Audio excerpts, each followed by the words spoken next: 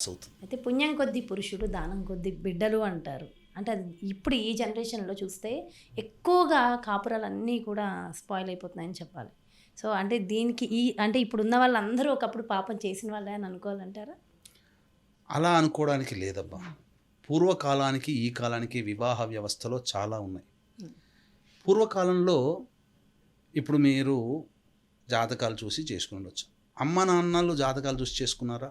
పలానా కుటుంబం, పలానా అమ్మాయి బావుంది, మంచివాళ్ళు, మన ఆచారము, అబ్బాయి బాగున్నాడు, తెలివి కల్లవాడు, సంపాదించుకుంటాడు అని చెప్పి చదువుతూ ఉండగానే 17 ఏళ్ళకి, 18 ఏళ్ళకి ఒక 40 ఏళ్ల కిందట పెళ్ళిళ్ళు చేశారు. చేశారు. అమ్మాయికి 12 ఏళ్ళు, అబ్బాయికి 18 ఏళ్ళు.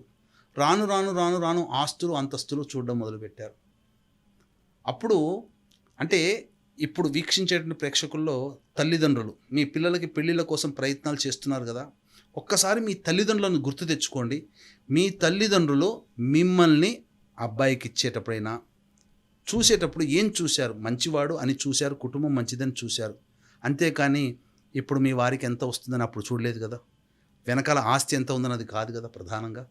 తెలివి కల్ల వాళ్ళని చూసిచ్చారు. ఆ పెద్దవాళ్ళ నమ్మకం అలా కొనసాగింది. ఇప్పుడు అలా లేదమ్మా.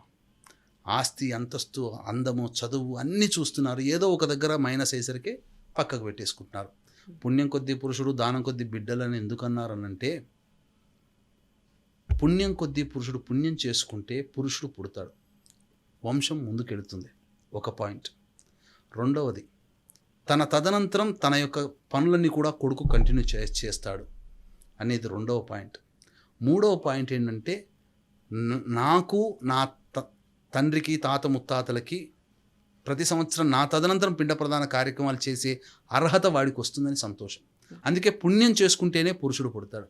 దానం కొద్దీ బిడ్డలు అన్నారని అనుకోండి, దాని అర్థం ఏంటంటేనమ్మా, మనము అమ్మాయిని ఒక ఇంటికి ఇస్తున్నాం.